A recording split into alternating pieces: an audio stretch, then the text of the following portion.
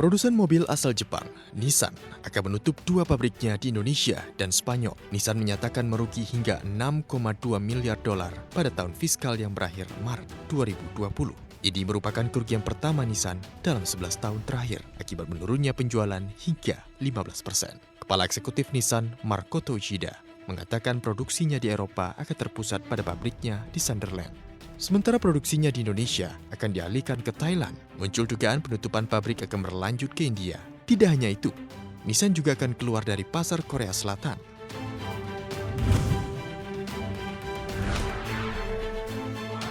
Presiden Joko Widodo meminta jajarannya untuk tetap melanjutkan proyek strategis nasional meskipun dihantam pandemi virus corona.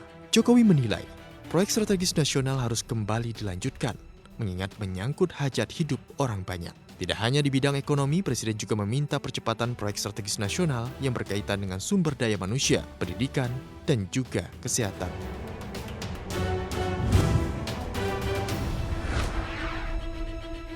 Pembatasan sosial berskala besar PSBB di Provinsi Jawa Barat yang sedianya akan berakhir pada 30 Mei akan diperpanjang hingga 4 Juni 2020 mendatang.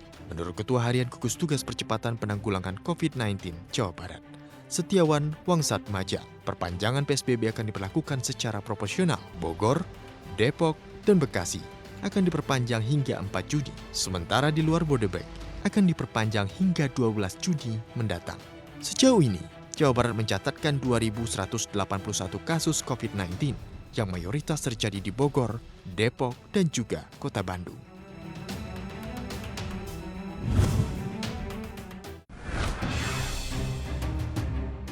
Perseteruan Trump dengan jejaring sosial Twitter menemui babak baru setelah Trump menandatangani peraturan eksekutif yang bisa menjatuhkan sanksi pada perusahaan sosial media.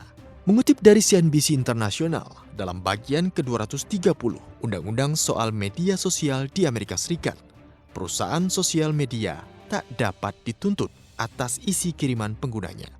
Namun kini, jika perusahaan media sosial turut mengubah isi cuitan atau kiriman pengguna, maka kekebalan hukum tidak akan berlaku lagi. Trump menilai perusahaan sosial media kini tak lagi netral dan cenderung politis karena turut campur dalam konten yang ia cuitkan. Hal ini dinilai sebagai langkah awal balas dendam Trump atas cuitan yang ditandai oleh sosial media berlogo burung biru itu.